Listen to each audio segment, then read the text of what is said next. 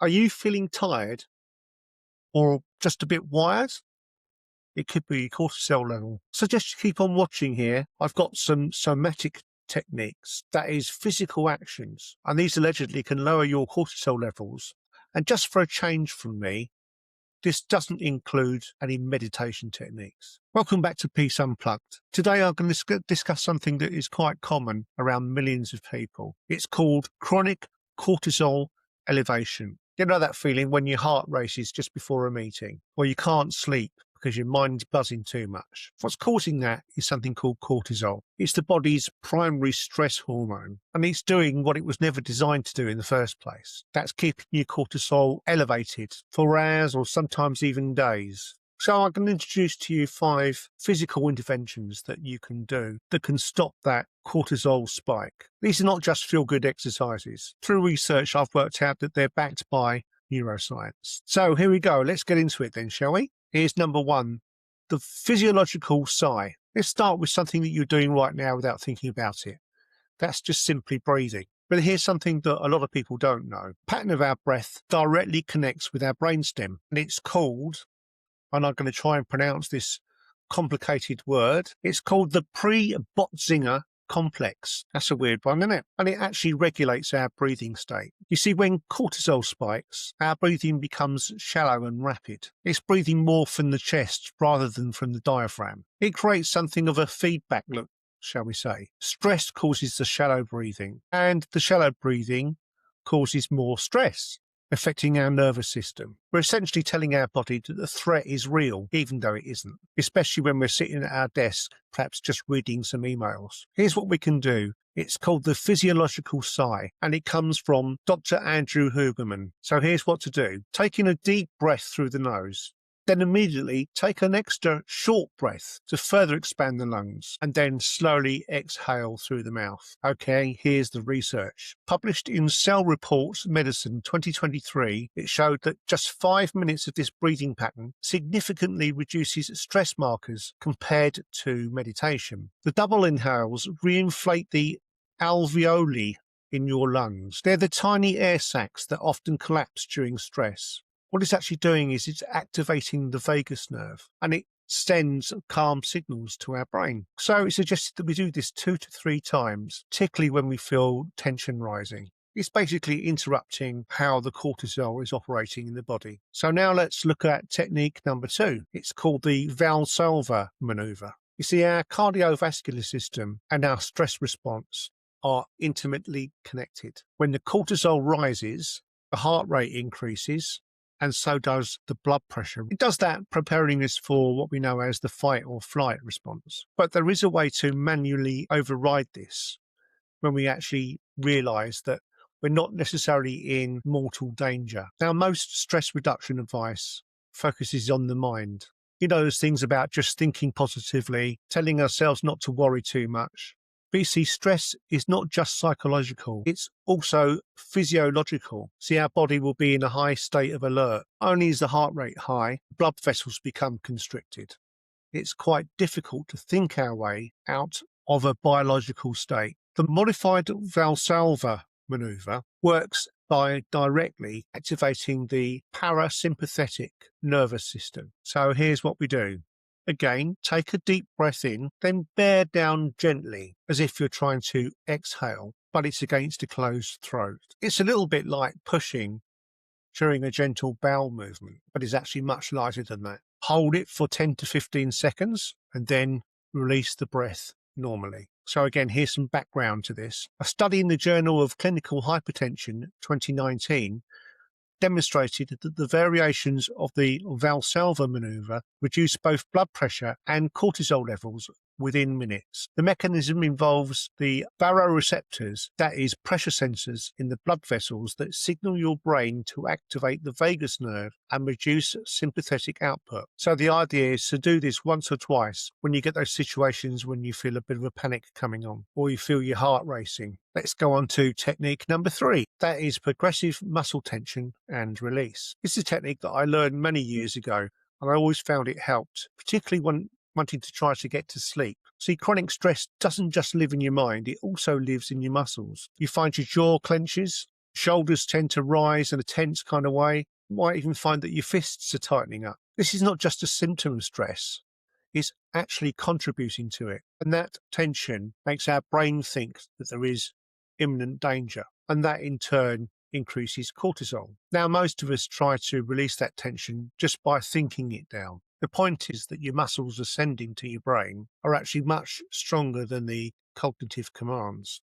So if the body is screaming danger, the thoughts about this are just very small whispers. So this is progressive muscle relaxation, or PMR. It was developed by a physician called Edmund Jacobson. That was during the 1930s. It was after decades of research. It works by intensifying the muscle tension for a short period and then releasing it. So we can do this starting with the fists. Squeeze as hard as you can for 5 to 7 seconds and then suddenly release. After that, observe the sensations you get for perhaps 15 to 20 seconds and move through each of the muscles in the body in turn. Shoulders, face, jaw, legs, feet. Here's the research bit. Here's another word I'm going to try and pronounce. Psychoneuroendocrinology, and that's from 2018. And it showed that PMR reduced salivary cortisol levels by an average of 24% after just 15 minutes. Apparently, the mechanism works through the spindle fibers in our muscles. When we create deliberate tension and then release it, we create a contrast that resets the baseline tension and signals safety to the nervous system. Here we go now with technique number 4. That's cold water face immersion, otherwise known as the dive reflex. It's said that all mammals have this. It's built up through evolution. It's called the mammalian dive reflex. It's a hardwired response, and it kicks in when our face hits cold water. It exists in humans, whales, dolphins and seals. The point is, it's designed to preserve oxygen in the body during underwater diving. You might notice at any time if you're in a position of severe stress, perhaps before a presentation, that feeling of heat in the face. And it can happen during panic attacks as well. It's the sympathetic nervous system that's going into overdrive. Heart's pounding, sweaty palms, racing thoughts. And traditional calming techniques don't seem to work in this position. The dive reflex offers a biological solution. So here's what you do. Fill a bowl full of cold water, perhaps add some ice to it. We're aiming for 50 to 60 degrees Fahrenheit. Hold your breath and submerge your face for 15 to 20 seconds. What will happen is the heart rate will drop. That could be 10 to 25 beats per minute. It's the parasympathetic system activating. So, a study in biological psychology in 2020 measured cortisol levels before and after cold water face immersion and found significant reductions, along with decreased heart rate and decreased reported anxiety. The mechanism involves the trigeminal nerve in your face, which has direct connections to the vagus nerve. When triggered by cold water, it initiates a cascade of parasympathetic activations that's faster than almost any other somatic intervention. Now let's lead on to technique number 5. That's bilateral stimulation through walking. See, there's a reason why we pace around when we're feeling anxious or angry. It's often the need to clear a head. Those movements, specifically the bilateral movements, where both sides of the body are in alternate rhythm, it causes profound effects on our brain function and it reduces stress. Now, modern life usually means sitting around too much during stressful moments. That's particularly the case in heavy traffic when we're driving, or it could be during a stressful time at work when you're sitting at your desk, or other times when you're just lying on the couch worrying incessantly about problems. And that not moving around just makes things much worse. It's flooding the body with cortisol, so adrenaline hormones, and these are designed to fuel physical action. And because we're not moving, we're not metabolizing it. The stress hormones just circulate. They just have nowhere to go. Now, walking, especially with an emphasis on bilateral cross-body movement, much like marching, it engages both hemispheres of our brain and it helps to regulate emotional stress. This rhythm has a calming effect and it's similar to EMDR therapy. That is eye movement desensitization. It helps to process trauma and stress. The research, published in Frontiers in Psychology 2021, it demonstrated that just 10 minutes of walking reduced cortisol levels and improved mood scores more effectively than sitting quietly. The mechanism involves several pathways. Physical movement metabolizes stress hormones. Bilateral stimulation balances hemispheric activity.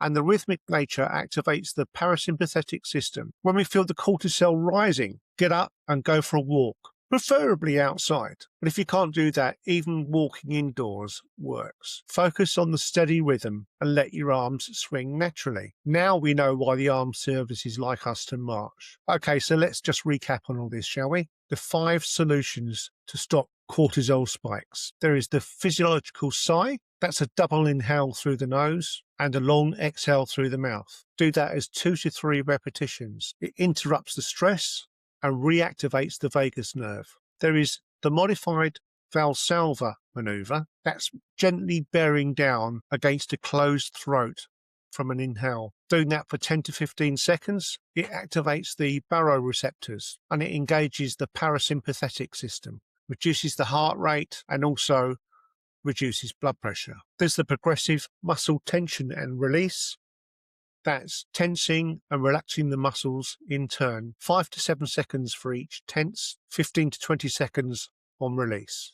That resets muscular tension and it signals safety to the nervous system. There's cold water face immersion. Submerge your face into cold water for 15 to 20 seconds. It lowers the heart rate and it also activates the vagus nerve. And there's the bilateral walking, 10 minutes of rhythmic walking with a natural arm swing. That metabolizes the stress hormones and it activates the parasympathetic tone. As always, I recommend if you have any serious concerns about your health or about stress, then please consult your doctor first before trying any of these. I'm sure a doctor will support these ideas and give you appropriate advice. If you found this useful, please subscribe to my channel, Peace Unplugged. I find it very helpful if you actually left me some remarks on the YouTube comments section. Remember, these aren't just relaxation techniques. They're actually biological interventions and they work at the nervous system level. So the next time you feel cortisol rising, you've got some evidence-based techniques to try. Some extra tools to put in the box, shall we say. Thank you again for listening to Peace Unplugged. Until the next time, bye for now.